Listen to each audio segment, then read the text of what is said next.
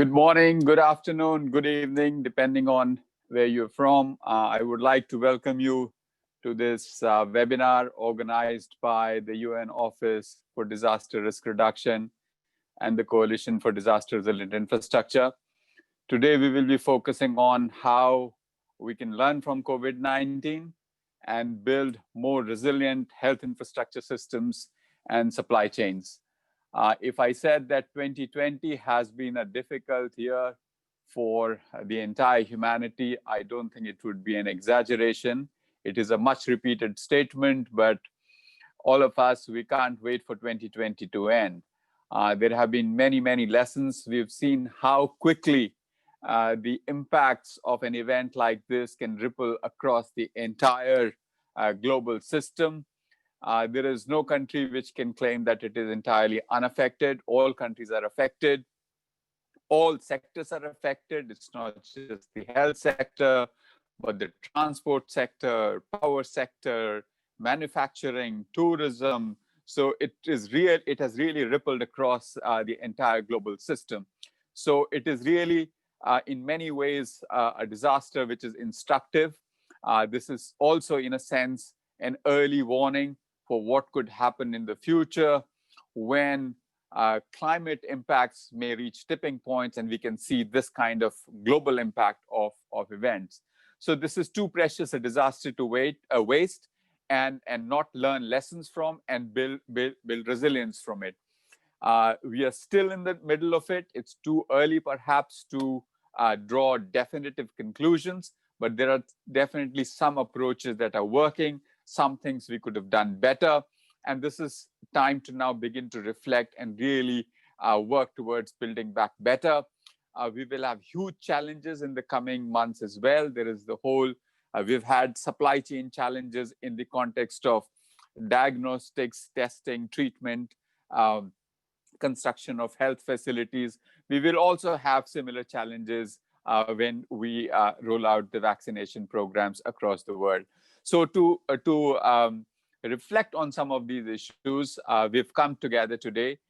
This is a curtain raiser webinar to the International Conference on Disaster Resilient Infrastructure that the CDRI and its partners, such as the UN Office for Disaster Risk Reduction, will be hosting in the middle of March.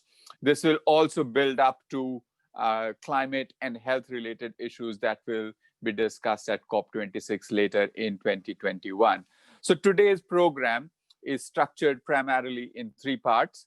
First, we will have three high-level distinguished speakers who will give us keynote addresses from three very different vantage points. One from a national leadership on health systems, Honorable Health Minister from India, followed by the global disaster risk management perspective, systems thinking, championed by the special representative of the Secretary General of the United Nations. And then we will have a perspective from the World Health Organization that is in the thick of it. So that's the first segment where we will talk about the big picture issues that will set the stage. The second section, we have five distinguished panelists from the private sector, from the government, people working on logistics issues, from the academia, to deliberate on some of the questions I just alluded to in my introduction of this webinar. And after that, we hope to have a fairly intense Q&A section and discussion over the remaining time. During the course of this webinar, we will also introduce some polling questions on issues that are particularly tricky, difficult, no straightforward answers, to see what is it that the international community is thinking on this. So with that, let me first introduce the opening speaker. Opening speaker is Honorable Health Minister of India, Dr. Harshvardhan. Dr. Harshvardhan has been leading India's fight against COVID-19 from the front. He is a medical doctor himself. He also chairs the executive board of the WHO. Dr. Harshvardhan wanted to be here live with us and engage in this discussion, but currently, just as we speak, he is in the field in the largest state of India, in Uttar Pradesh, and he's on the road somewhere. So we didn't want to take a chance. And instead, he has sent us his recorded message before he got on the flight, which we'll hear now. So can we ask the organizers to play Dr. Harshvardhan's keynote address, please?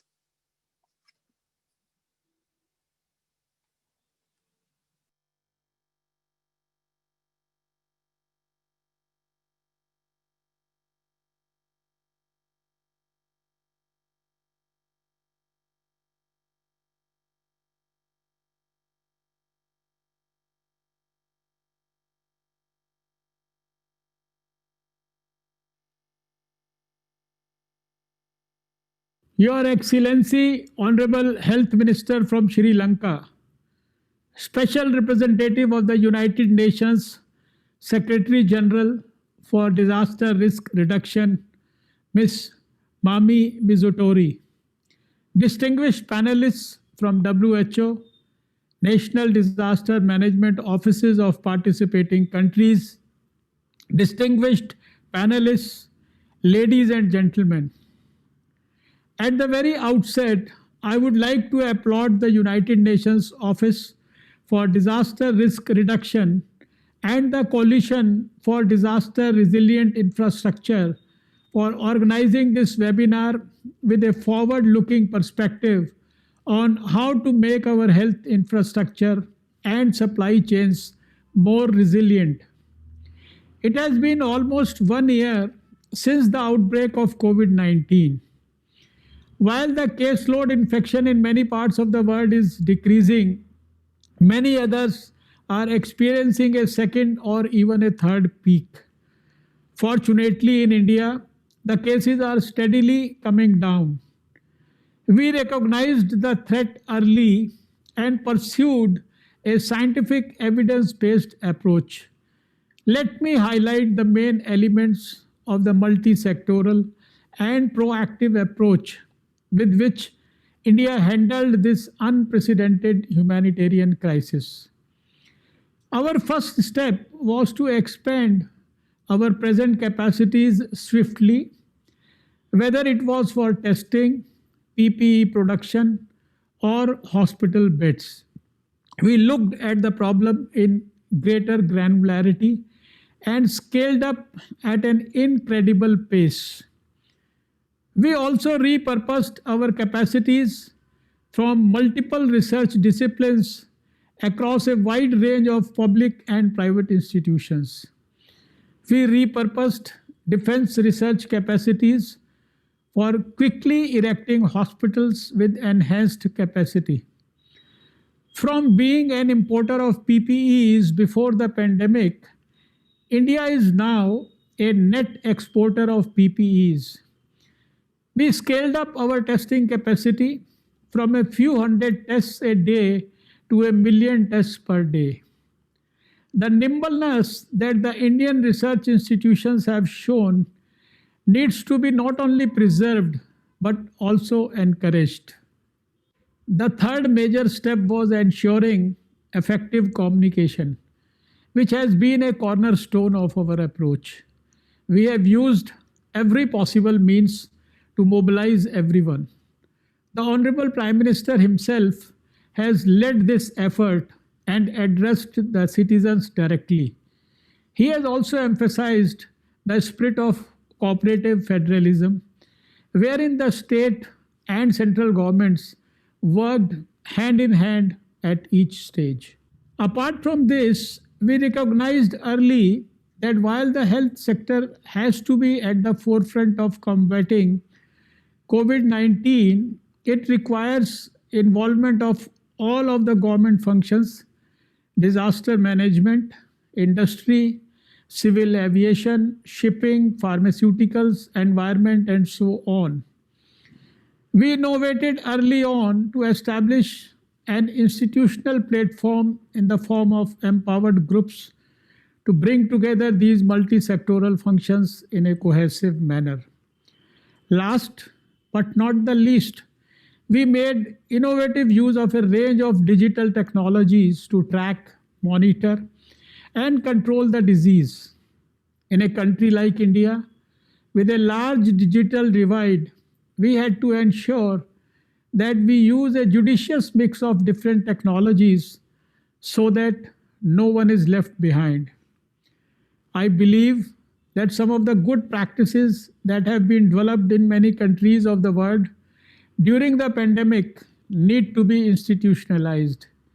We do not need to reinvent these in the future.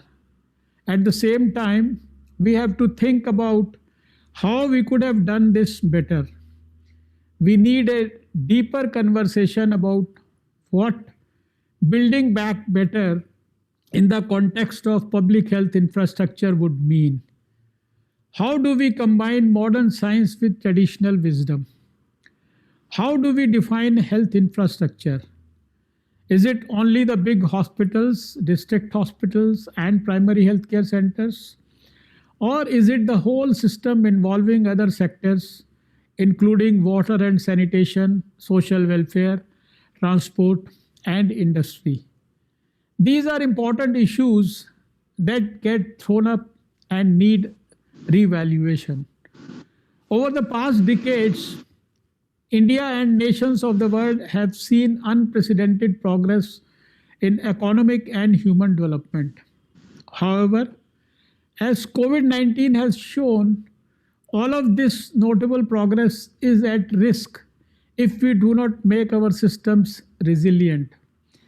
The key lesson from the pandemic is that the principles of resilience must be integral to our quest for economic growth as individual nations and the international community.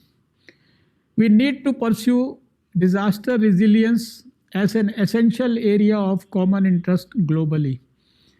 Our lives and livelihoods may very well depend on it.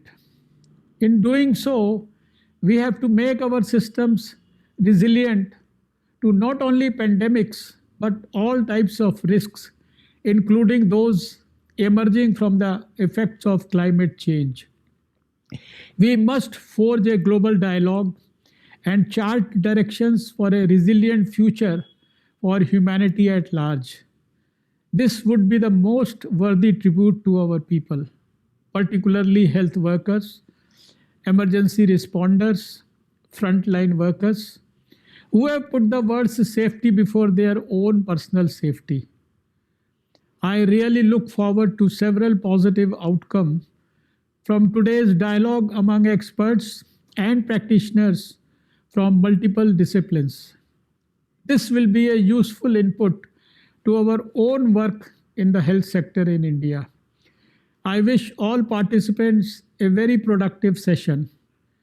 Many thanks for giving me the opportunity to address this esteemed gathering. Thank you.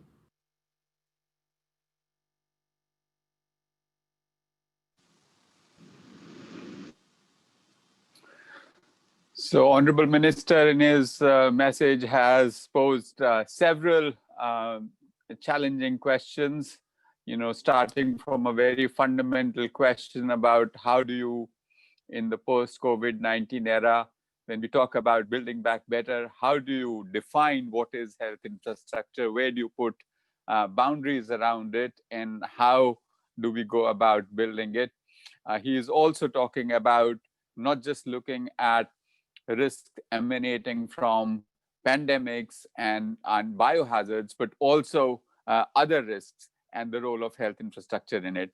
With that, I would now like to introduce the Special Representative of Secretary General, Madam Mami Mizutori. Madam Mami Mizutori, in the area of disaster and climate resilience, really needs no introduction. She's a global leader in this space. She's a champion of our cause. We always look forward to her support, encouragement, and guidance. She has been one of the key mentors of the initiative on the Coalition for Disaster Resilient Infrastructure as well. If I could, I would like to highlight that the whole notion of systemic resilience, before it became topical in the context of COVID-19, Madam Mami Mizutori was advocating it at least 2 years ago. The whole thing that we have to look at disaster risk reduction in a broader framework and look at health-related disasters as well. The discussion precedes the pandemic as well. And Madam Mami Mizutori has been at the forefront of these discussions, and I'm very much looking forward to what she has to say to us during this webinar. Madam Mami Mizutori, the floor is yours. Thank you very much, Kamal, for your very kind introduction. Honorable Minister of Health of India, distinguished speakers and panelists, and to everyone listening online, I would like to extend a very warm welcome from Geneva. Now, this is a very timely discussion as we are beginning to see some light at the end of the tunnel of this long, hard year that, Kamal, you said that we all want to forget. A year of death and suffering for billions of people across the globe. And yes, the vaccines are welcome, but we know from the experience of the last 12 months that we can't simply relapse into a pre-crisis state, even though we have found an antidote to this coronavirus. Instead, we need to confront the mistakes, let's be honest, made, and we must apply the lessons learned to reduce impact of future disaster events, because there will be future disaster events. It was actually largely thanks to the experience of UN member states in dealing with previous disease outbreaks that health figures so prominently in the Sendai Framework for Disaster Risk Reduction, the global plan for reducing disaster losses, which was adopted 5 years ago. And in fact, one of the Sendai Framework's global targets is focused very much on the subject under review here today. It is the target which calls for a substantial reduction in disaster damage to critical infrastructure and disruption of basic services, including health facilities and services. In the first instance, this applies to where health facilities are themselves in danger of destruction by an earthquake, a flood, or a storm. And as is often said by WHO, the most expensive hospital or clinic is the one that collapsed first in a disaster because the physical structure was not built to a high enough standard, or to begin with, the location was badly chosen. And there are many sad examples of this. In 2004, the Indian Ocean tsunami destroyed 60% of the health facilities in Banda Aceh, Indonesia. And flood damage in Malawi in 2015 saw medical records destroyed and the loss of drugs for people living with HIV, AIDS, and TB. So it was extremely insightful, the initiative by the Prime Minister of India to call for the creation and launch this Coalition for Disaster Resilient Infrastructure, CDRI, which is attracting very rapidly other governments, many other governments, to join, because they recognize that much of the economic loss attributed to disasters comes from the damage to critical infrastructure. And in fact, it is a double blow, because these facilities are not there when you need them most, i.e. in the disaster response phase. Beyond the challenge of maintaining resilient physical infrastructure, COVID-19 and other disease outbreaks in recent years have revealed further gaps in our health systems and supply chains of medication and health-related materials that undermine our capacity to save lives and reduce ill health. Supply chain disruptions have also affected the availability of non-COVID-19 related medication and materials, even in developed countries, because we have heard the EU reporting shortages in commonly used drugs such as antibiotics. And in the least developed countries, the situation is beyond our imagination. It is very dire, as the spread of COVID-19 is predicted to highly impact the provision of very basic medical services, maternal care, immunization, and nutrition. Obviously, there is a serious amount of work ahead to identify all the issues we have, which have led to the overburdening of the health system, infrastructure, and supply chain. And there are deep-rooted vulnerabilities in industry practices, healthcare policies, infrastructure, logistics, risk assessment, and supply chain management, which can undermine effective prevention and response. We have seen how previous disasters have affected the global food supply and disrupted the automobile industry because just-in-time production modality to save costs as much as possible led to shortage of vital parts at times of emergency. It should not have been a great surprise then that this pandemic, which had long been foretold by WHO and others, has resulted in disruptions in the supply of materials and medication globally. A failure to meet demand for PPE resulted in competition for resources and ballooning costs. It is expected that many governments will be seeking ways to diversify their supplier base, preferably bringing it closer to home. And extreme weather and the emergence of new pathogens will add to the burden of healthcare in the future. It must also be recognized that little international spending on climate adaptation is actually going toward public health programs. Now, more than ever, the links between climate change, disasters, and public health needs to be understood so that investment in public health infrastructure and services are all risk-informed and resilient to, importantly, as the health minister mentioned, to multiple hazards. Our own review, UNDRR's own review this year of existing national strategies for disaster risk reduction, it has highlighted the lack of focus on biological hazards in many of them, and this is now being addressed. Overall, the COVID-19 crisis is telling us that we must strengthen disaster risk governance. Good risk governance is the best thing we can do. Bad risk governance is the biggest risk amplifier. And we must integrate disaster risk management into healthcare provisions at all levels. We need to increase investment in prevention. We need to ensure many other things. The list is long. For example, investment decisions need to be risk-informed. Reporting and accounting mechanisms need to be improved. National regulations that govern design and maintenance of health infrastructure need to be strengthened. Private sector needs to be engaged in the development and implementation of disaster risk reduction and resilience strategies. Knowledge and capacity of frontline workers and health responders on prevention needs to be built.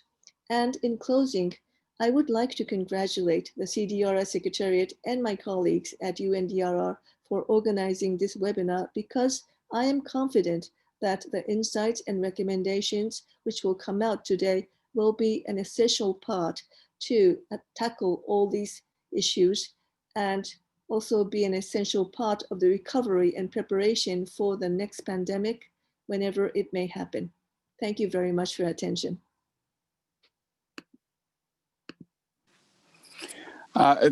Thank you very much, SRSG. You painted a very vivid picture when you talked about Indonesia and Malawi and how 60% of the health infrastructure there was wiped out, and you don't have that critical facility just when you need it, and thus it's the most expensive health facility that one loses.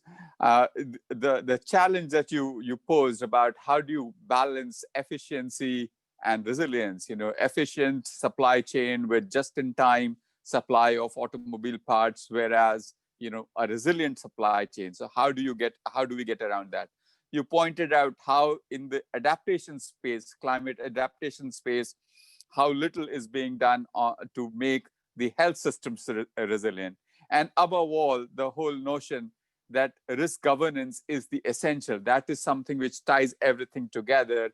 And good risk governance is the cornerstone of our resilience building efforts. So thank you very much. And that really sets the stage for the discussion for the rest of this event. With that, now let me turn to a colleague from WHO, an organization that has been in the thick of things for the last 1 year, really working very hard to support countries, to support issues that connect multiple countries in the context of COVID-19, providing technical guidance on a whole host of issues regarding the management of COVID-19. So from WHO, we have Dr. Michel Yao. He's the Director of Department of Strategic Health Operations in the Emergency Response Division of WHO. Dr. Yao has more than 2 decades of experience working on emergency health issues. He has been in the thick of several crises, health-related crises in the past as well, in Africa and other parts of the world. He has the experience, not just of working on COVID-19, but also the Ebola crisis a few years ago in Africa, in Western Africa. Dr. Yao, the floor is yours. Thank you very much, Mr. Chair, and greetings from WHO DG, Dr. Tedros, as well as the Deputy Director General, Mrs. Dr. Susanna. Honorable Minister, Special Representative for the UN Secretary General, and distinguished panelists and participants. My interventions will be around 4 points. The first one is building back better. The second one is resilient health system. The fourth one is the build resilience infrastructure. And the last one, a call for investment. So we must start building back better for COVID as the ongoing preparedness and response action at national, regional, and global level. WHO is committed to leading and working with all countries and stakeholders on health first focus of the UN framework for the immediate socio-economic response to COVID in collaboration with other pillars for recovery. Many countries have already been facing concurrent emergencies over the last few months, especially those with fragile, conflict, and vulnerable settings. COVID-19 has reinforced the need to bridge the investment gap in the capacity of healthcare facilities to deal with epidemic and other emergencies from local to global level. Health infrastructure and supply chain need special attention in recovering from COVID. Many of the services have been totally fragilized by COVID due to interruption of supply chain. And this could have an impact in the coming years if we take the example of vaccination, for example, in many countries. So primary healthcare is a whole society approach to health aimed at ensuring the highest possible level of health and well-being and promoting equitable distribution by focusing on people's needs as early as possible and as close as possible to their everyday environment. So bringing health close to communities. People's health and health services depend on health infrastructure, such as care facilities at all levels, has been seen through the length of healthcare provided in primary healthcare facilities and hospitals during COVID. About resilient health system, we must build a resilient health system to advance universal health coverage and health security to protect health infrastructure and supply chain. And this by leveraging on the current response to strengthen pandemic preparedness and health system. Investing in institutionalized mechanism for risk-informed world society engagement. Promoting enabling environment for research, innovation, and learning. And the actual COVID teaches us that pulling all our resources together in terms of research can help us to address critical gap. We have example of vaccine production that has been sped up based on these big alliances that were set with WHO and also different partners around the world. Increasing domestic and global investment in health system and emergency, as well as disaster risk management to strengthen essential public health functions. It's important that the countries got informed policies against different risks in terms of surveillance as well as early detection and response. We need also to ensure that we address inequities that are linked to the COVID response, mainly affecting vulnerable population.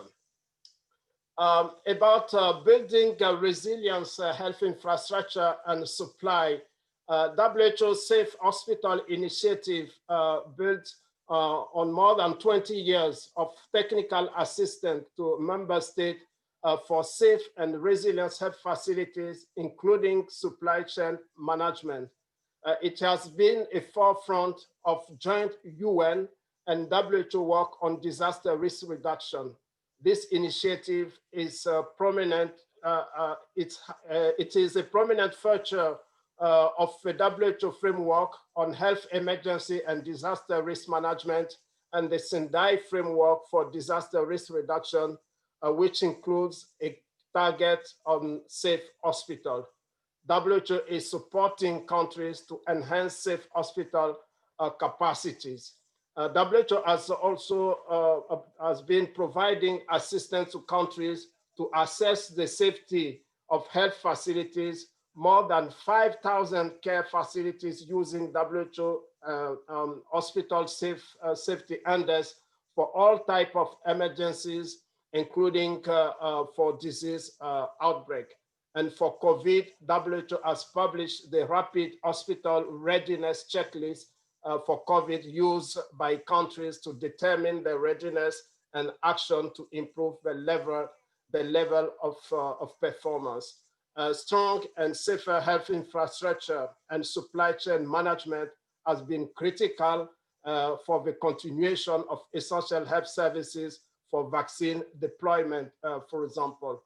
Risk-informed whole of society action are critical to make the health infrastructure and supply chain resilient to all types of emergencies and disasters. And lastly, we need to really appeal for more investment as well as political commitment.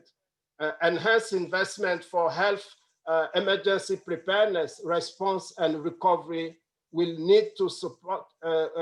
be needed to support countries mitigate the impact of health emergencies. Investing in health system, including being better prepared for and mitigating risk of future threats, taking mobility into account in terms of the impact of health emergencies. The risk of environmental and climate change is also to be taken into account. And One Health approach, considering the interface between human and animals generated by intensive animal production, environmental intrusion, and increased human consumption of wildlife is also critical. And finally, we must be solidarity. We must build solidarity among countries, donors, and partners to ensure that the road to recovery is equitable. We must be mutually trust, and we must be mutually trust and accountable, such as through the plan Universal Health Coverage Preparedness Review, which will bring nations together as neighbors to support a whole of government approach to strengthening national capacity for preparedness. No one is safe until everyone is safe, and exclusion is more costly in the long run. Thank you very much for your kind attention.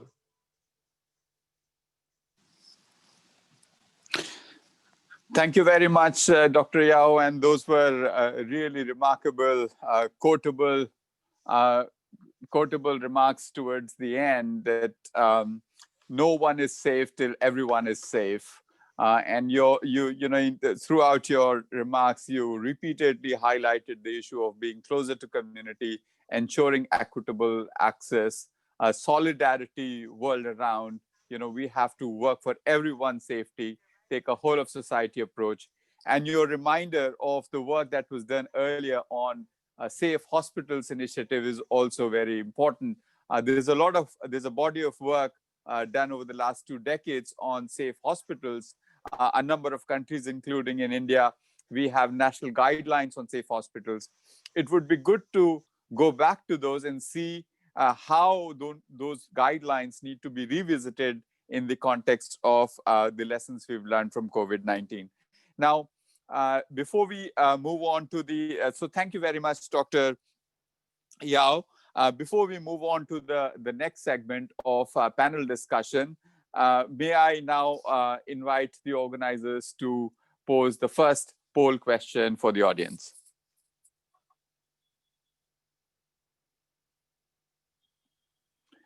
So the question is, what is the biggest challenge for safe and resilient healthcare infrastructure? Safety of healthcare workers, overcapacity of hospitals, meaning excess capacity of hospitals and supply chains, good vaccine distribution, or better surveillance tools? Which is, of course, all of these are important, but in the current context, which is the biggest challenge?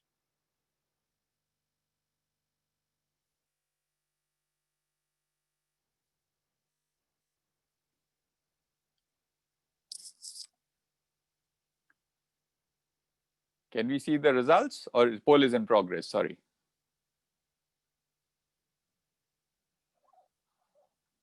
So having excess capacity in hospitals and resilience in supply chains, excess capacity is the biggest challenge, making that happen, followed by safety of healthcare workers, and followed by surveillance tools.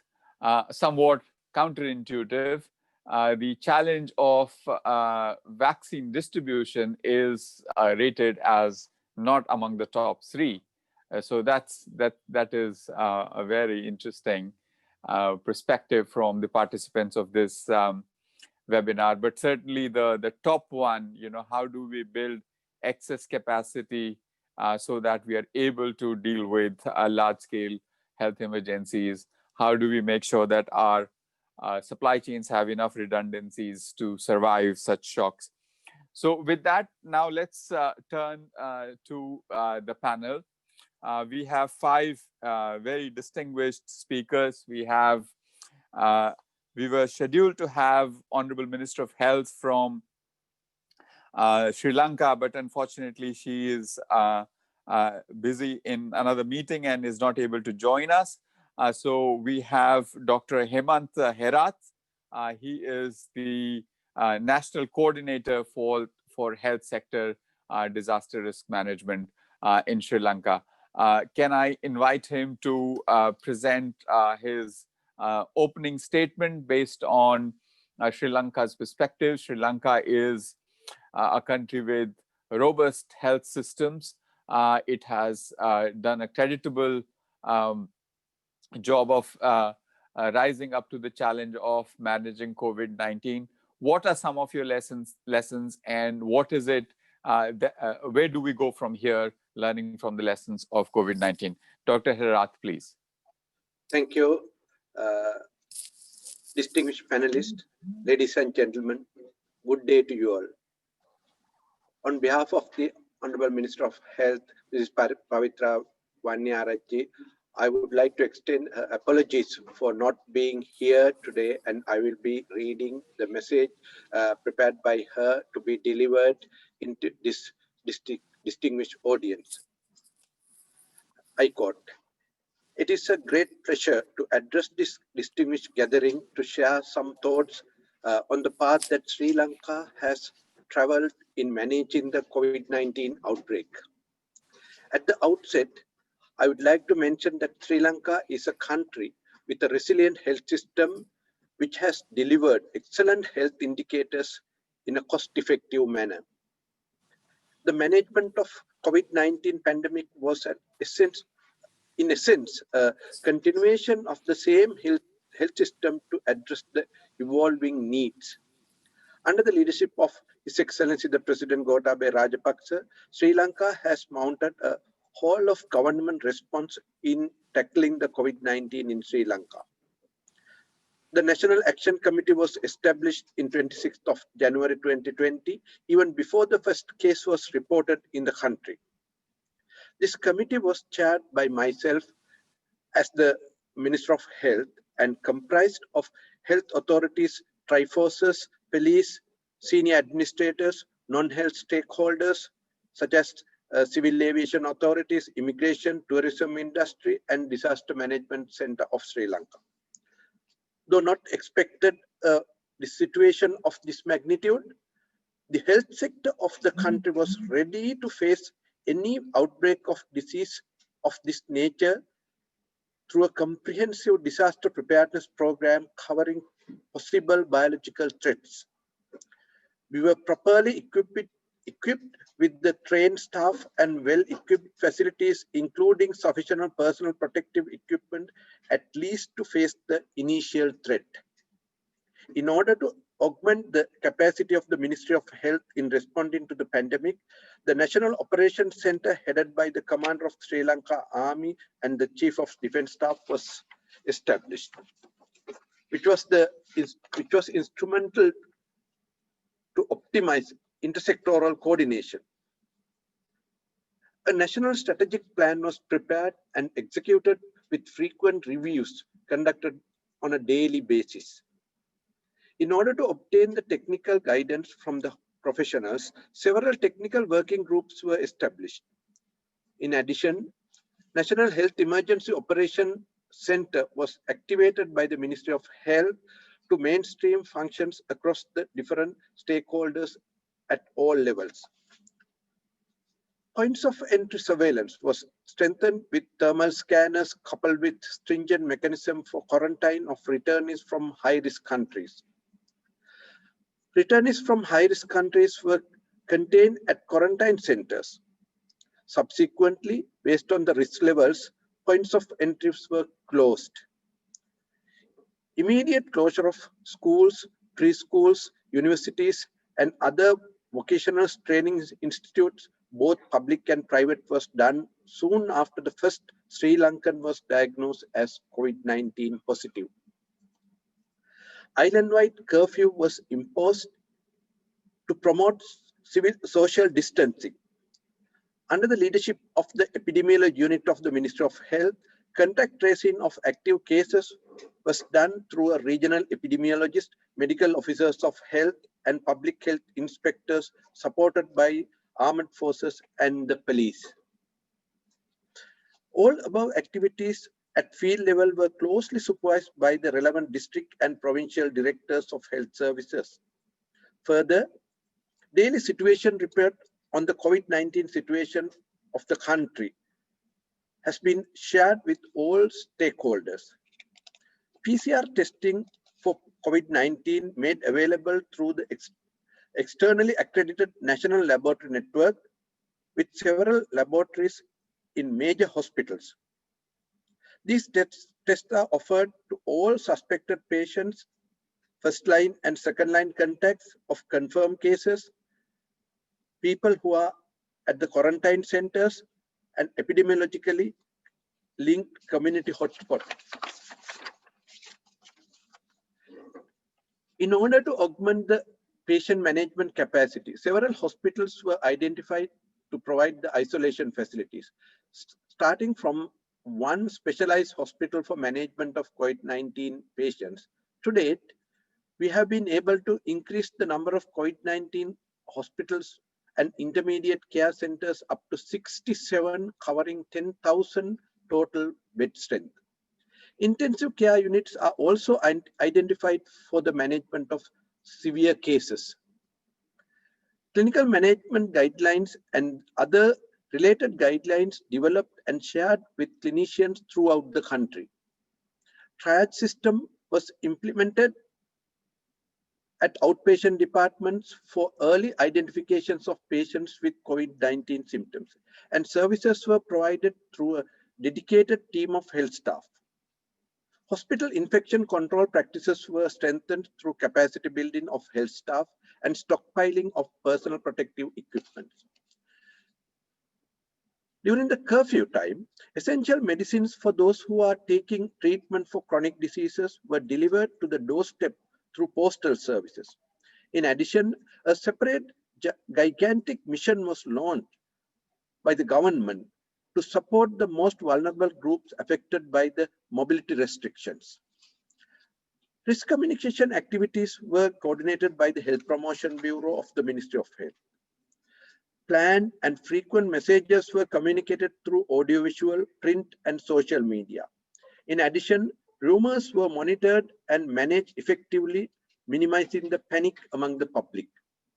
Logistics, procurement, and supply chain management was sustained through a special procurement committee at the Ministry of Health, ensuring fast-track procurement despite the global scarcity of PPE and laboratory supplies. Essential health services like health, banking, electricity, water supply, and garbage disposal continued. Operational guidelines on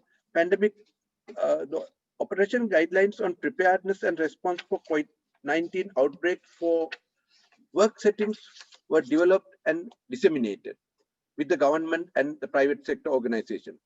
Multidisciplinary innovation and research activities were promoted and carried out even during this crisis. As a vibrant democracy, Sri Lanka was able to successfully conduct the parliamentary elections under such health guidelines. In addition, the government was able to successfully complete the Year 5 scholarship examination, which include the children all over the island, and advanced level examination under the health guidance with no transmission of disease in relation to them. At present, Sri Lanka has faced one of the largest clusters that it has ever witnessed so far. We have in full capacity in curtailing the above outbreak, and we are confident that we would be able to control this large cluster also successfully. Thank you. I unquote. Thank you very much for listening the message of Honorable Minister. Thank you. Thank you, Dr. Herath, for reading out that message from the Honorable Minister. A really impressive, wide-ranging, comprehensive, and timely measures taken by the government of Sri Lanka in managing this, this pandemic. I will come back to you when we get into the discussion.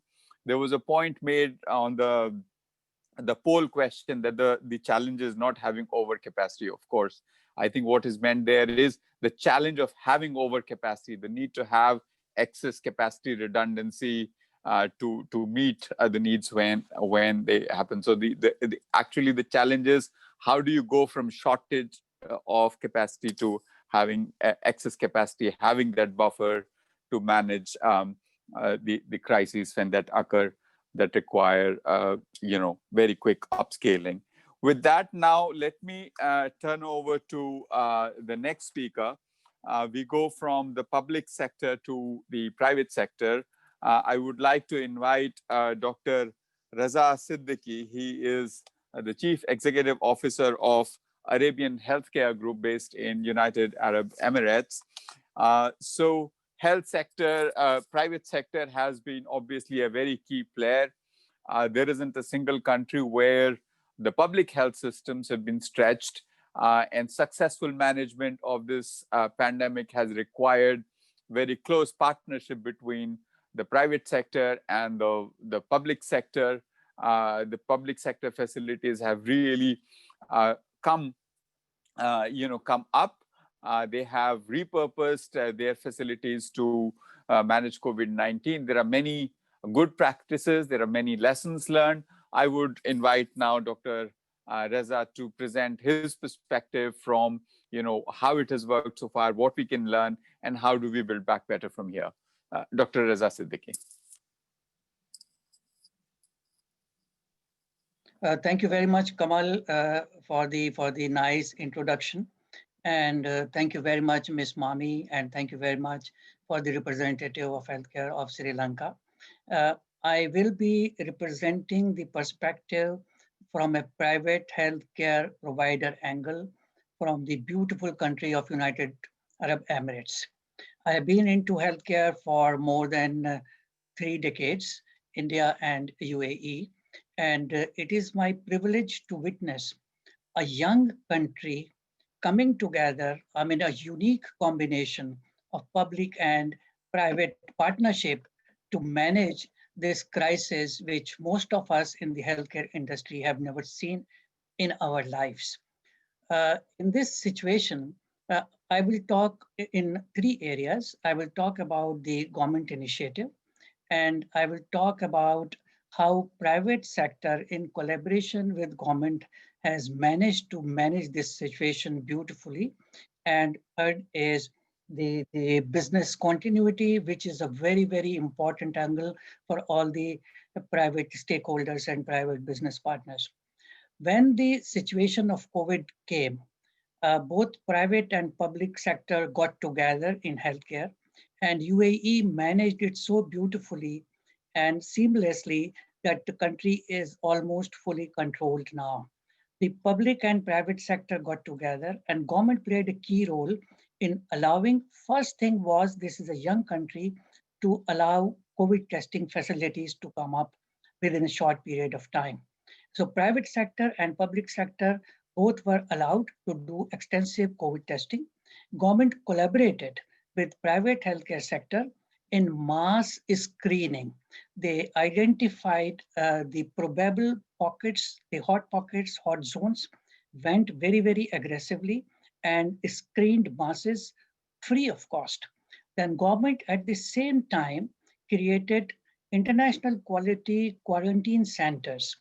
Almost all the five-star hotels rooms were converted because tourism was also the first industry to be hit and the travel was curtailed. So most of the hotels capacity was available.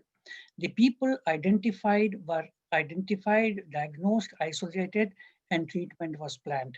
This was done very well, and the hospitals suddenly became full. All the private hospitals and all the public hospitals, because it was a crisis time and the treatment modalities were not very clear because we were dealing with this virus for the first time and there were no clear-cut guidelines and medical pathways available. So, but it happened very well.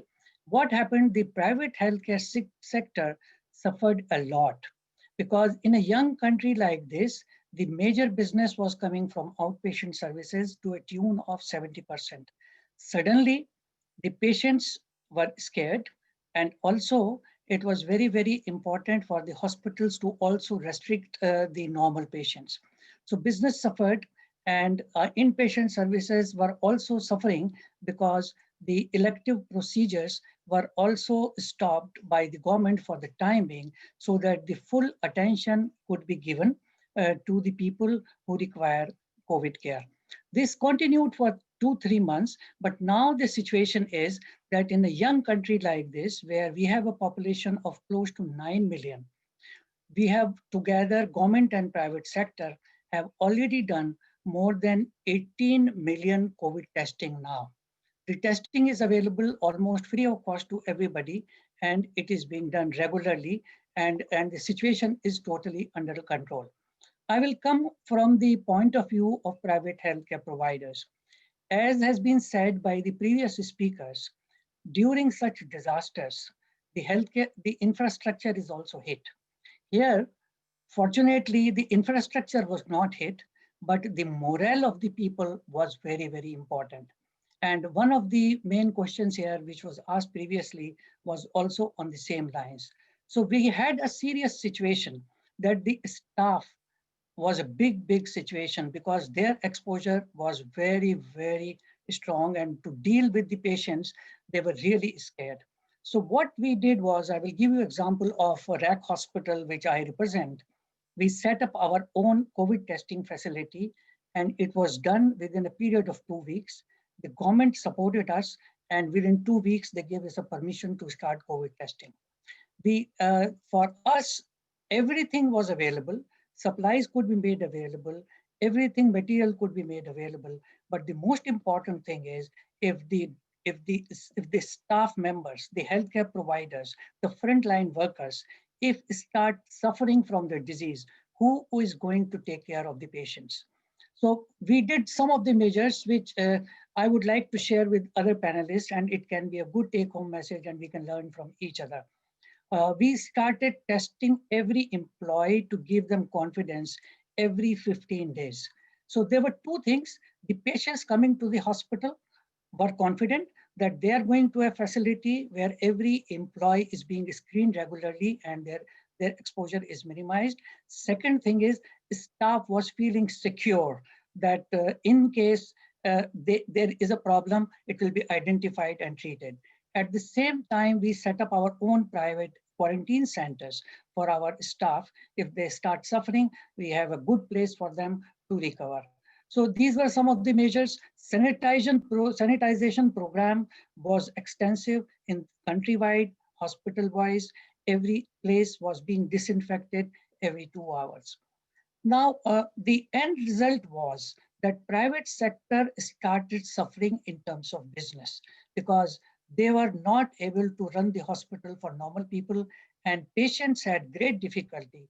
Patients having chronic problems, they were staying at home, and because of the fear of COVID, they were not coming to hospital. Here, the government plays a very, very important role. Within 3 months' time, they made almost all the private sector hospitals COVID-free. What they did was they came up within 2 months' time with almost 20,000 beds, and they did it as field hospitals. And private sector helped government in mobilizing the staff and managing them there. So end result was the business continuity of private sector was also taken care by the government, and government worked with private sector for COVID testing. But as far as the management of patients is concerned, it is now taken care by government to a large scale. So now we have guidelines, we have better protocols, large number of patients can be managed at home. Patients who require hospitalized care, they have government facilities and they have government field hospitals where they are being managed. So we are talking about a role model public-private sector partnership here, where there is a win-win situation, and we have a country where mortality rate is almost less than 0.3%. So this is a very good example of private-public partnership in building resilience in healthcare infrastructure and facilities. Over to you, Kamal. Dr. Reza, that was really fantastic. I think the way you described the UAE experience of the public and private sector working together, where although private sector bore a lot of losses in the beginning, as the private sector helped the public sector ramp up its capacity, the caseload in the hospitals in the private sector went down so that you could take care of your outpatients, people wanting elective surgeries, elective procedures, etc. So that is really a very good this thing where government is not just requisitioning the capacities of private sector, but also using private sector expertise to ramp up its own capacity to rise to the challenge. And your point on not just looking at hard infrastructure, but also building the confidence of the health workers. You know, I mean, actually the hardware doesn't work without the software. You know, they are the software of it. They are the human face of it. And you know, the specific measures you talked about, you know, providing them testing every 15 days to have confidence in them as well as the patients, really good. We will come back to that. Now let's move to Africa. We have the head of the National Disaster Management Authority of Liberia, Mr. Henry Williams, and we would like to hear from him. Liberia, particularly that part of Africa, has also had the experience of managing the Ebola pandemic, Ebola crisis, Ebola infections several years ago. So what were the lessons from Ebola that came in handy in managing COVID-19? What are some of the new lessons we learned? So we would like to hear very much the Liberian perspective on it. Mr. Williams, the floor is yours.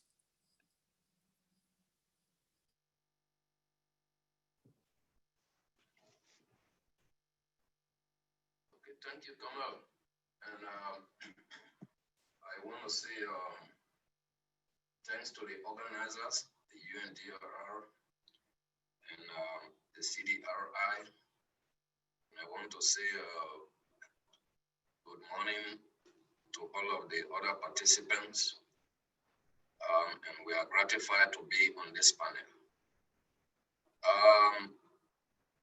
We want to talk a little about the Ebola experience as it relates to the coronavirus. The first thing is that all of the health officials who fought Ebola during this world deadliest outbreak of the disease in Liberia resurrected the tools they used during the crisis to save off the coronavirus. When COVID-19 first appeared in the region in late of March, health officials employed the strategies used during the 2014 to 2016 Ebola outbreak, including isolating people who tested positive for the virus and quarantining those who may have been in contact with it. These actions probably slowed the spread of the virus. We had the experience of Ebola, so the political will was there from the start. This was even shown by the production by government of document, which is termed the Government of Liberia Economic Stabilization and Recovery Plan. This plan was produced to be used from 2015 to 2017. So as of March 2016, Liberia reported 10,605 cases of Ebola with 4,809 fatalities. That's a 45% fatalities. During the outbreak, of course, household income plummeted, schools and hospitals were forced to shut down their doors, etc. Now for the COVID, presently, our confirmed cases are about 1,774 with 83 fatalities. At the onset, what we did at the onset, coordination mechanism were put in place. And this coordination mechanism at the onset was put in place by the National Disaster Management Agency. We triggered our coordination and platform, DRR platform, with all related or concerned government ministries, agencies, the private sector, the communities involved. And what we did, we had clusters. For instance, we had coordination, security, and communication cluster, and we had cluster leads, and we had cluster supporting institutions. Like for instance, for the coordinating the Disaster Management Agency and the Ministry of Foreign Finance and Development Planning were the lead.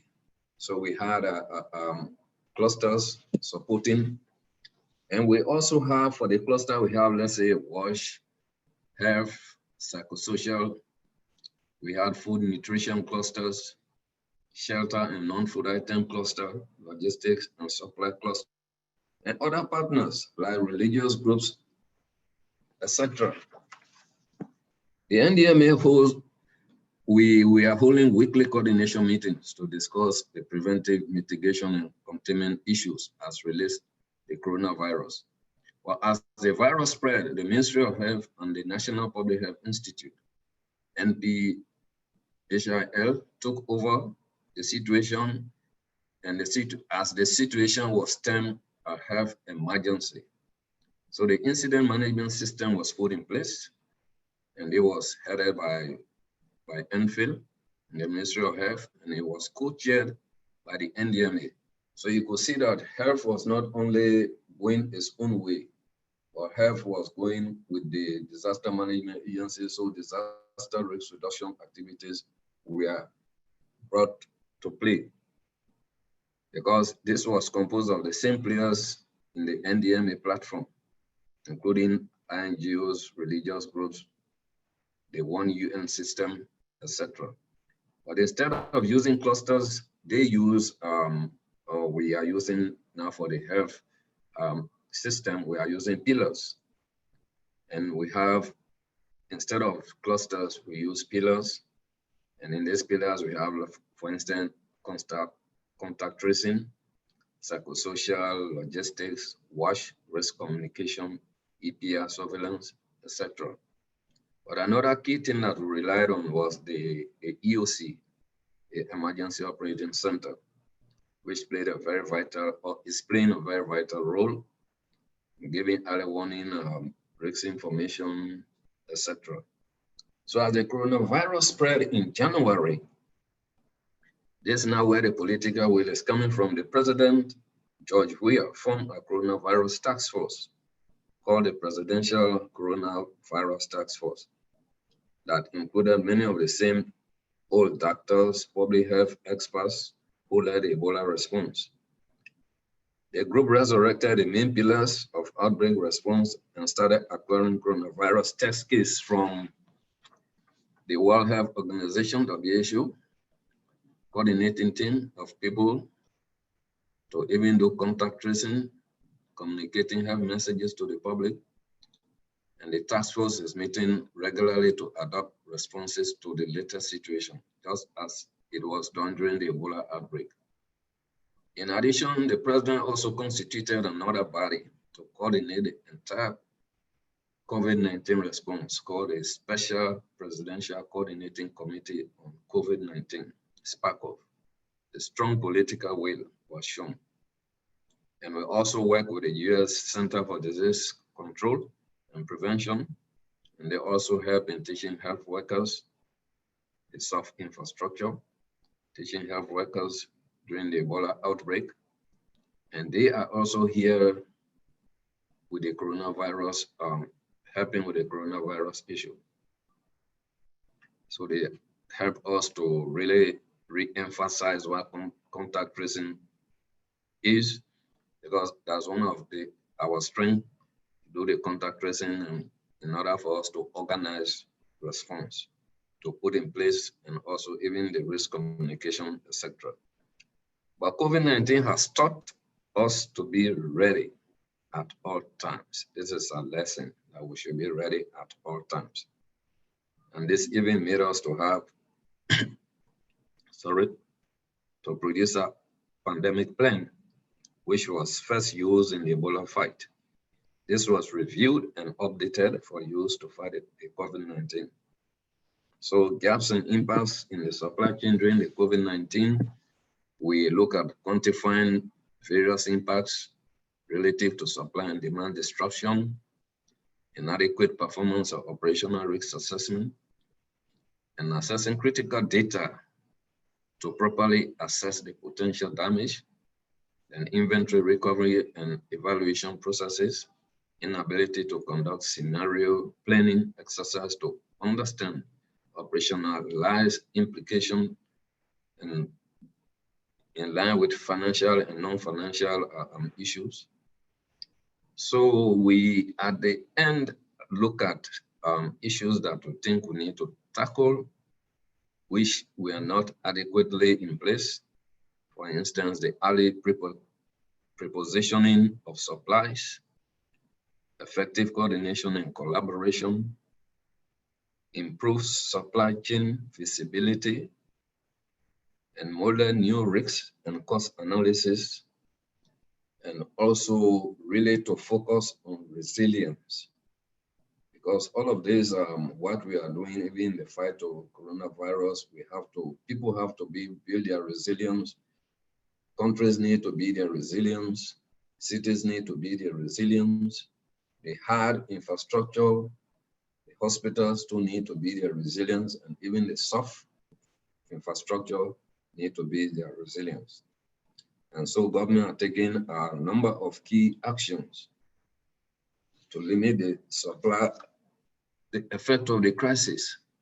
So for now, we are reopening markets and borders to facilitate resumption of commercial trading activities.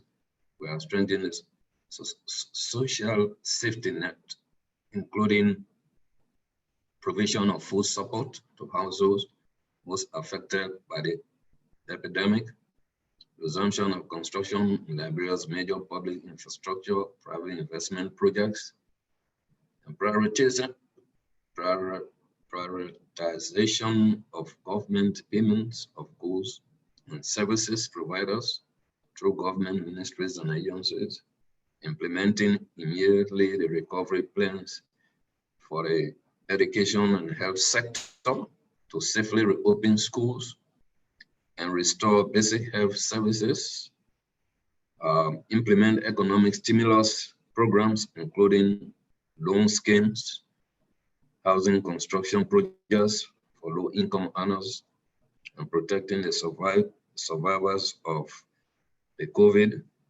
And even now, we also had Ebola survivors, orphans, and health workers from stigmatization and discrimination. So now this Liberia Economic Recovery Plan, from which was produced to be effective from 2015 to 2017, was related to different strategies, medium-term interventions that will stabilize a country and spur rapid social economic recovery, while at the same time improving economic resilience to the future shocks. So the government is now working closely with the partners to implement a coherent set of medium-term programs to get the country back on the path to inclusive growth. So Liberia Economic and Stabilization and Recovery Plan was separated. We had three, let's say, strategies. One is recovery, output, and growth. The second one, strengthening resilience, reducing vulnerability. And the last one is strengthening public finances and ensuring service delivery. So now securing ongoing budget support, financial to help replace budget shortfalls. Deconcentration of public service delivery and continue to drive civil service reform priorities. So I just want to end by saying that we are looking at the two infrastructure, which are termed, which has also been said, the soft infrastructure and the hard infrastructure, because we are looking at let's say well, I don't know what to get their support and their involvement, the soft, the nurses, the doctors, healthcare workers, because for this, if we look at what happened, financially, we had some gaps, and that was going to create a problem. But the government have devised means now for them to be taken care of. And even with the hard infrastructure, at the beginning, we were using, just as was said before, we were using hotels, we were using schools, etc. But a military, very big and effective military hospital was built, and is what we are, let's say, is the main Mr. Williams, we will have an opportunity to come back to you in the Q&A session. So maybe if you can wrap up this segment. Yeah, okay. Thank you. I mean, I just want to say that these were the issues that were at play. So I will stop, and I hope that during the Q&A, questions will be asked that will be answered. Thank you. Thank you very much, Mr. Williams. That was fascinating, especially the fact that, you know, in Liberia, some of the disaster risk management structures, the national platform, etc., were used as a coordination mechanism. So all the investment that was built, that was made in building the risk management, disaster risk management system, really came in handy in coordinating the impact, the management of COVID-19 as well. Of course, drawing on the lesson of Ebola crisis as well. With that, now let me turn over to another colleague from the private sector, Mr. Hans-Peter. He works for one of the largest logistics company. Logistics, supply chains is at the center of it all in the management of COVID-19. So I give the floor to Mr. Hans-Peter to offer us to talk about how COVID-19 has affected logistics, affected supply chains, and how do we restructure what supply chains, how do we build resilience for the future. It's very easy to say that we need to build redundancies, but redundancies also come at a cost. It's not for free. So how do we make a case for it? How do we build back better from here?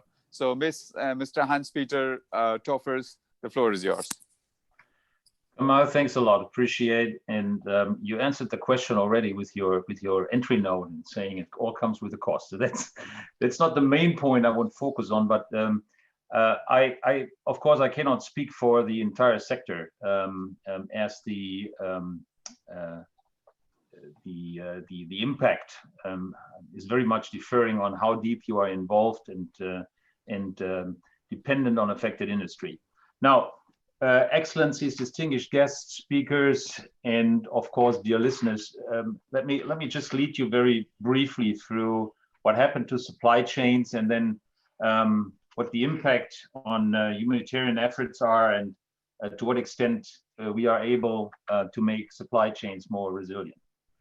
I mean, UPS has been in there since many years, strengthening health systems over the globe with commercial offers for our clients, but as well with the work I'm supporting very much as working for the UPS Foundation, the humanitarian arm of UPS. UPS has been part of Operation Warp Speed, as you might have read, so very much involved in COVID distribution. We discussed with UNICEF on the COVAX facility. We work with WFP, helping them to find out how to build effective supply chains as well for potential vaccinations. And we work with all the suppliers and as well with governments, like with India, where with some investments we have been able to be part of the critical infrastructure and offer connections to support the movement of essential commodities, healthcare materials, and business products between India and the rest of the world. For instance, transporting pharmaceuticals and medical aid for the government of India to partners in countries in Latin America. Now, what happened to the supply chains in the past months? Just to pick up on a few bullet points in that regard. Supply chains in most cases are organized privately, so they follow simple demand and supply schemes, whereas in parallel, we have a lot of commercial demand that is still there. Now, what happened is that first of all, disruptions took place with the lockdown in a number of countries, and that is on both sides. So that's on the sourcing side as well as on the delivery side. I think Mami mentioned companies that could not produce anymore. That of course happened in a lot of countries as well, in established supply chains in Western Europe and in the US, because the sourcing didn't work anymore because of international sourcing processes that have been developed over the past 25, 30 years. Air cargo capacity, the fastest moving goods, was decreasing dramatically because on one hand of the demand, but of course because of a different issue, the availability of belly loads decreased dramatically, and not only cargo planes are carrying cargo, but of course passenger flights carry a lot of cargo in their belly, and the impact was especially on low and middle income countries, because there a lot of the goods, because not that much good is transported there by air, is transported in bellies, and so the cargo capacity could not cope with the demand in a lot of cases. We have experienced that, especially in the beginning of this year with PPEs, where we had very high costs, no air capacities, and the prices per kilogram have quadrupled. It was 5 to 6, 7 times higher than before. The shift to other modes of transport did not work in each and every way. First of all, of course, there was a run on ocean, and then secondly, even rail, especially ex-China. However, the time in transit, which is a very relevant factor in some cases, is increasing as well. And there were large queues in order to reach harbors, to fill up vessels. And then at the end of the day, time in transit rose exponentially. The impact on humanitarian efforts, I would like to concentrate briefly on that one, was immense. There's a massive interdependency, sorry, between international aid and the global supply chain. So I mentioned PPE shortages earlier this year, where humanitarian supply couldn't be fulfilled. The broken infrastructure and compromised financing caused huge problems as well for humanitarian agencies. And as I said, we are very much interested in supporting better health systems globally. And that means that we must find ways to make humanitarian aid efforts affordable without hurting commercial solutions on the other side around the globe, where the traditional donors for humanitarian aid are sitting. Now, the incorporation of the private sector into discussions might have been a good starting point in some cases, especially in the light of the upcoming vaccination processes. And I'm talking about vaccination, I'm talking about testing and others. There will be a lot of supply chain activities and a lot of supply chain demand, not only for the next weeks to come, but definitely for months leading into 2022 for sure. And here, and that's the complexity of it, we are not only talking about availability of cargo, availability of airplanes or whatsoever. So there were some numbers that were, shifted around in the news in the past weeks, like 8,000 planes are necessary in order to transport all the vaccinations to all places in the world. Well, fact of the matter is that usually those vaccines will not be transported all at once, especially because the production of vaccines will take a while. So we heard about the doses that are available. And so I can tell you that the doses that are available in those countries where we are organizing supply chains, we are able to deliver them. So that's not the issue. The issue on the other side is that we have to talk about the organization of deliveries. There are multiple vendors with different preconditions. We have the temperature needs, temperature control. Is it 2 to 8? Is it frozen? Is it minus 80 degrees Celsius? Different vaccination processes as well, shipment readiness, the time between the production and then the shift into transportation supply chains needs to be managed well. So there is an information management system necessary that helps as well to deliver the figures, so that the actual data that can be used then through the entire supply chain. There is a need for cargo control as well. On the other side, it does not make any sense at all to deliver vaccination to a place somewhere in an LMIC where the refrigeration processes are not in the best shape, so that at the end of the day, you have a damage of thousands of US dollars and no vaccines at the point of delivery. So there needs to be a controlled process in that regard. And then there are challenging routes, of course. We have seen that in our support measures from the foundation, especially when you're going into places like Central African Republic or so. So you are definitely not able to deliver, to have to find any alternative, maybe to the one provider who is willing to fly into a given place. We have done that 2 months ago already. So I know what I'm talking about. So solutions, just getting into that, how to make supply chains more resilient. I mean, it's not an easy process for sure. So no easy answers. We have supply and demand schemes. So the main demand is commercial for sure. And they are for sure, you just need to talk to producers. You will find out that they already started to discuss their own business continuity plans and how they have to build that into DRR. I mean, there was a concept of local sourcing that has been discussed in a number of different states, which then would rely on a completely different type of supply chain, which is more local or regional. Is that the solution? Well, maybe, it depends a little bit. But on the other side, we have very much established economic work sharing process, international work sharing process, and it has a value on its own, because international work sharing as well leads to well-being in countries where this economic development is taking place. So we have economic development in countries where production could be sourced out to, and I don't think that we want to destroy that. And it's not only about the costs, it's as well economic development in third world countries. Now, the business continuity plans and the focus on integrating and incorporating supply chains better into DRR is definitely one aspect. The other aspect, and it has been mentioned already, is special procurement plans that can secure supply chains as well, because at an early stage, providers of supply chains are knowing what the demands will look like and can build reserves. We have seen that in a number of countries, and we have been involved into that as well.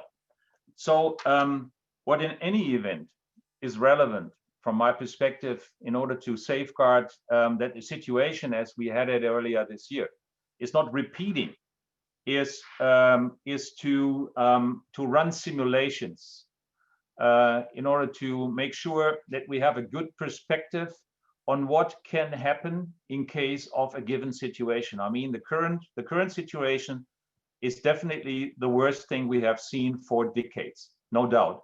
I mean, we have been in the discussion on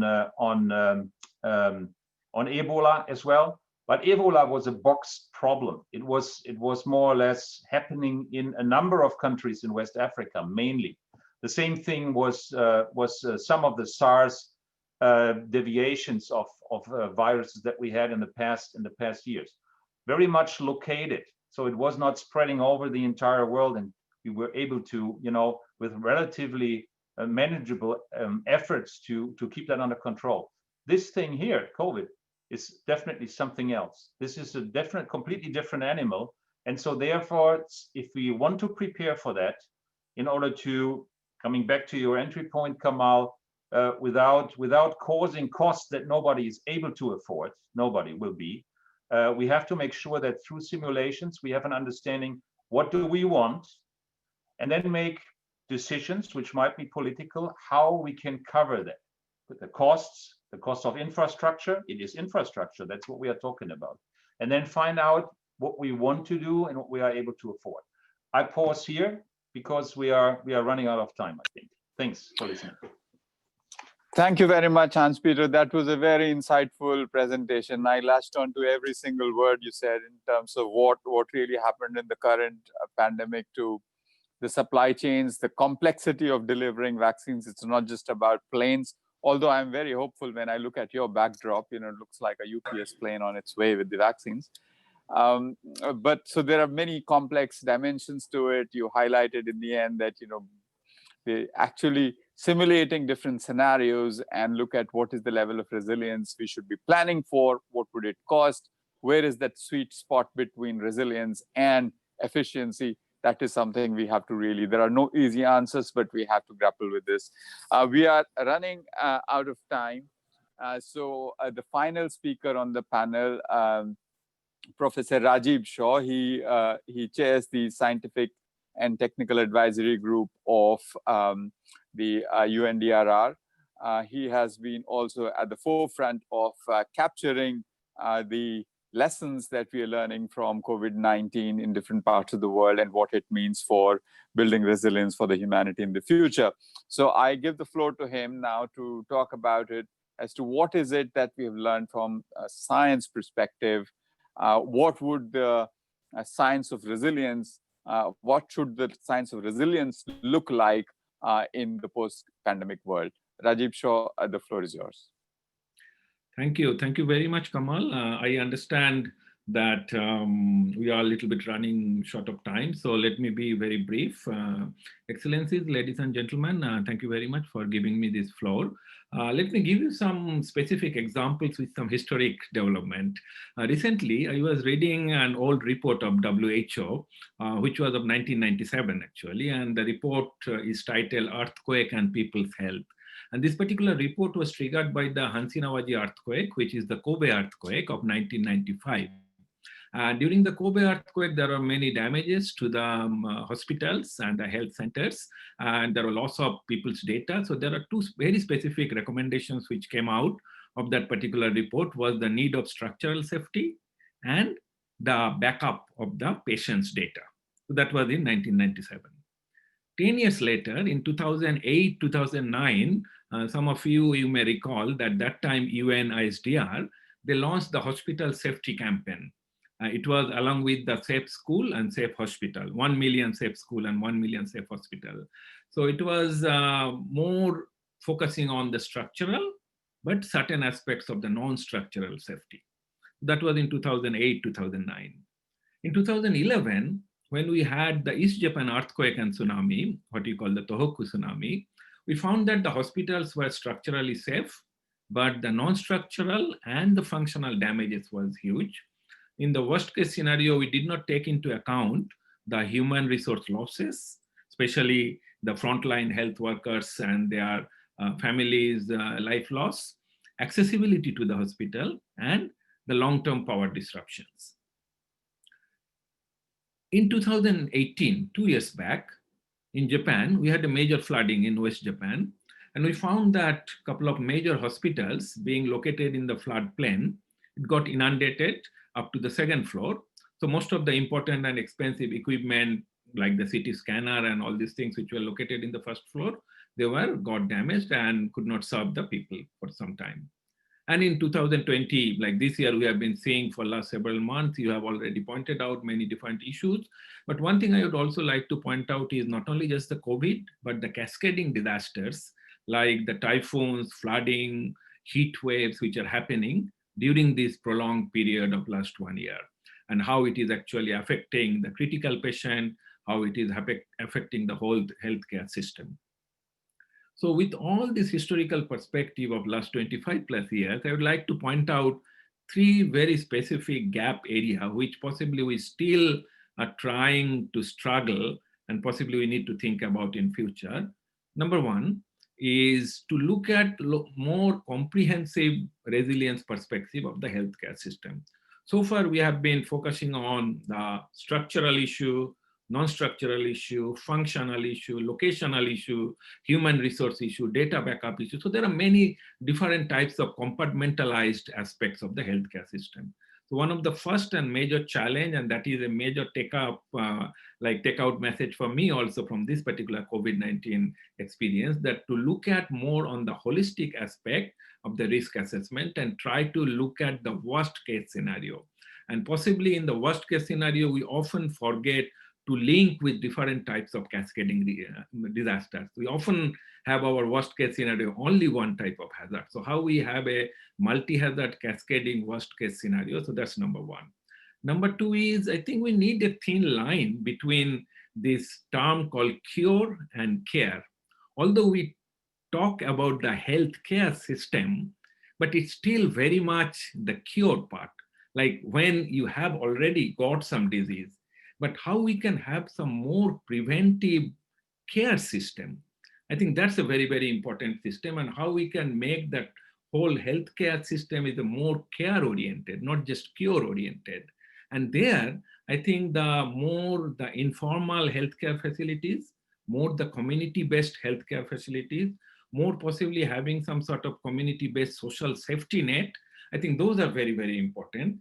And the balance between this cure and care is very, very important. And that's my second point.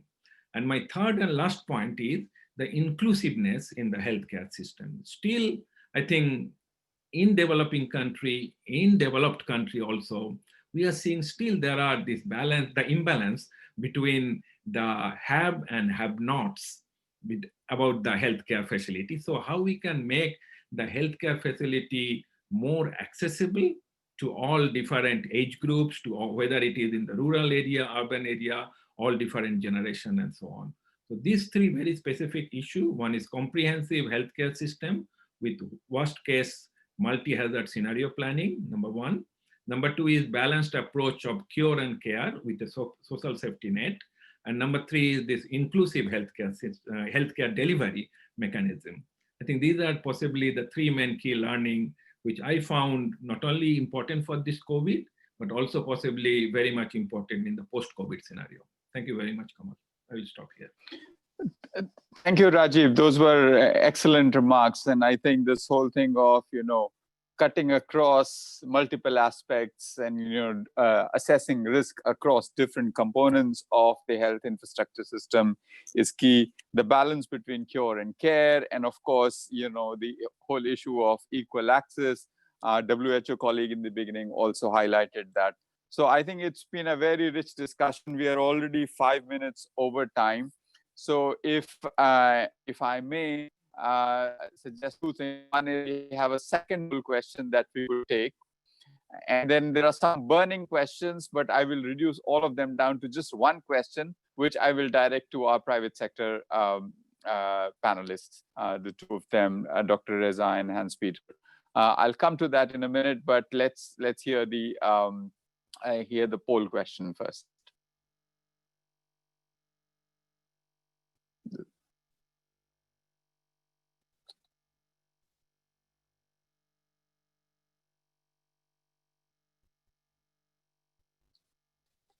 So how should healthcare infrastructure be strengthened to prevent another pandemic?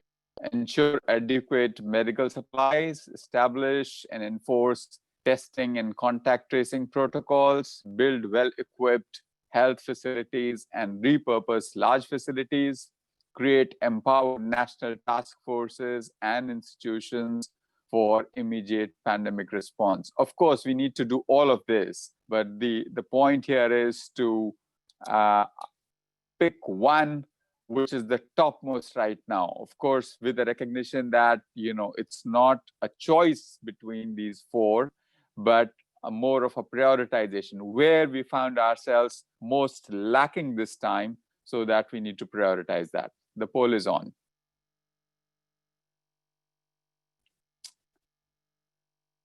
Very interesting. So it's really a risk governance dimension which is coming out very strong, where colleagues are saying that create empowered national task forces and institutions for immediate pandemic response.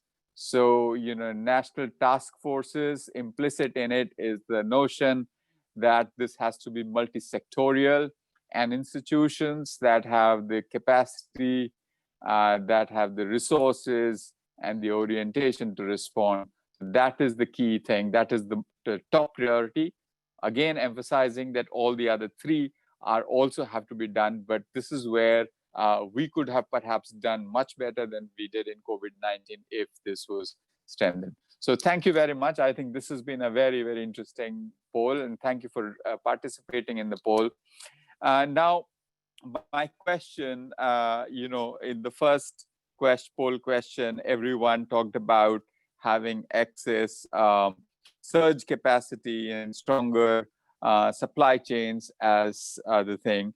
And Dr. Raza Siddiqui gave a very interesting example from UAE, how public and private sector came together for management of COVID-19. Hans-Peter painted a very comprehensive, nuanced picture of what happened to the supply chains, what do we need to do in the future.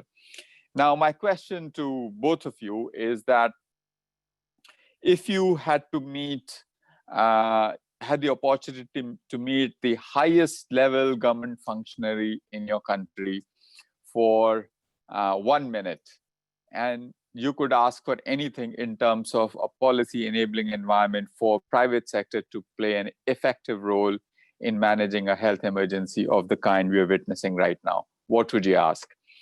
May I ask Hans-Peter to go first, and then Dr. Raza Siddiqui, or your choice? Well, I'm on right now, so let me quickly answer that. What I would be very much interested in getting a good forecast on the expectations, so that that you can describe a cooperation model well, and make sure that you are able to bring the resources to the table that are necessary. So for cooperation, we need unified information, and unified information means as well information that is actual, that is coming from one source, that is not distracting, but which is pretty much forward and offer you a very frank view on the situation, so that you can make sure as a private sector participant in a collaborative project that you, as said, bring the right resources to the table. So that is what I think would be my #1 question. So I think that's a very, very interesting point. So the work for the public sector and the governments is really cut out to provide timely information as best as possible as is feasible, forecast of what is the requirement so that private sector comes to the table in an informed way and can anticipate. Thank you very much. And I think that's clearly in the public policy domain, the whole issue of information management for requirements. Dr. Reza Siddiqui, you have the final word.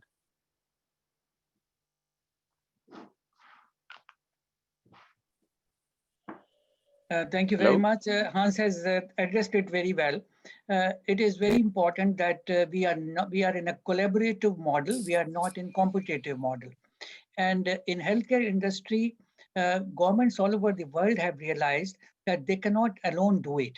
It has to be in partnership with private sector. So I think I will again give example of UAE. For example, in UAE, every 2 years, you have a strategic plan from the government where they identify areas where private sector has scope to invest. So it is very, very empowered decision-making process for the private sector. So if I get a minute with the authorities, I think this is what we will talk about, that identify areas where private sector can effectively contribute, collaborate in providing international quality healthcare, both in curative and preventive manner. Thank you very much, Dr. Reza. That was a quotable quote. We have to be in a collaborative, not a competitive mindset when it comes to public-private sector. And also, if the government can set up some sort of a blueprint as to which are the priority areas where we need to work together, that would be very helpful. So thank you very much. We've had a very rich, about 100 minutes or so, discussing the Build Back Better in the context of supply chains, health infrastructure systems, and so on. I will not try to summarize everything, but we've had a very rich discussion. We've heard the public sector perspective from departments of disaster risk management, from departments of health. We've heard the private sector perspective. We've heard the science perspective as well. All of that can really be brought together in terms of formulating an action agenda for a Build Back Better recovery. It's been an honor spending the last 100 minutes with you. We have got a lot out of it. This webinar is a milestone, not just towards ICDRI 2021, but both UNDRR and CDRI will be working together in this space. So this is not just webinar. We will also be pursuing some concrete action with in support of our partner countries, with our delivery and knowledge partners. So this has been wonderful.